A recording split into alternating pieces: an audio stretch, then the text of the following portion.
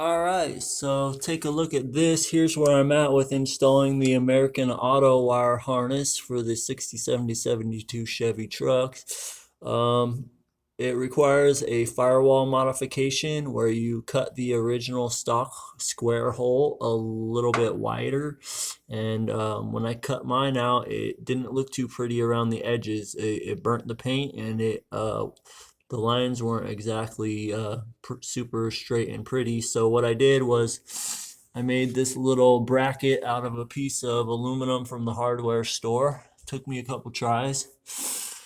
And the screws that come with the kit, it's not very user friendly. They're these self-tapping metal ones, and they'll jut out about half an inch to 3/4 of an inch when all said and done. So I went and got some shorter 2.5 inch bolts to put on there instead.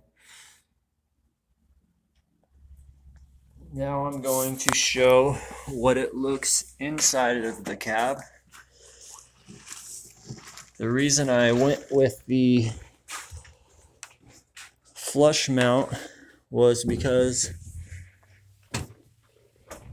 if I didn't cut that hole in the firewall, I could run the wires through the vent hole like Veneta Fab does, but I didn't like how it looks when it's not flush.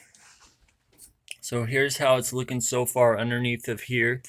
And these are the original little tabs that the wiring connects to when you run it underneath the dash, which is interesting because some of the pictures I found while researching showed the people connecting them in these areas. I've got it taped off so that I don't chip it while I'm installing some of those components. Here's the original headlight switch and ignition switch.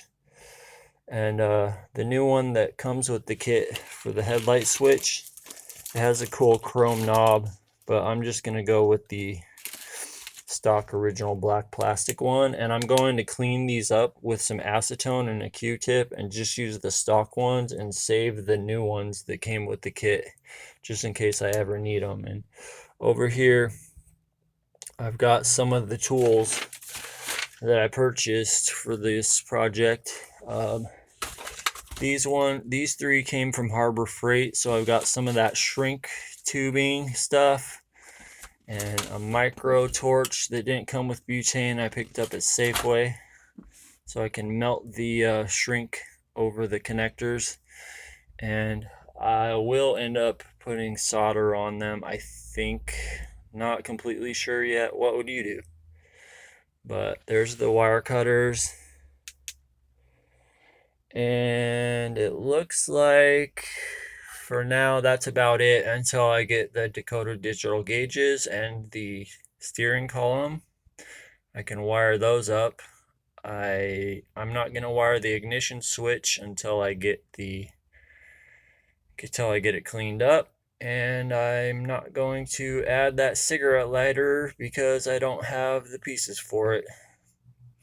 But anyways, here's what the original radio delete plate is looking a lot with its original patina. It's got some splatter overspray on it. But in the glove box, it looks really cool because I did this Caswell plating black oxide coating on some of this hardware and also this hinge. That's why it looks really cool gunmetal like that. And then here's the original. I've got it covered with tape for now, but the original patina paint on the glove box on one side, and then the, what's it called, the SPID sticker, SPID, something like that. But anyways, you can see the original medium green paint code 529, green vinyl trim, 4-speed transmission, rear suspension leaf spring. It's pretty cool. And here's the new paint on the front of it.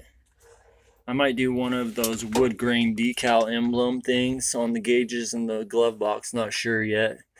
But this truck was originally owned by a tow truck driver, and I'm sure those 3/4 ton rear leaf springs really came in handy.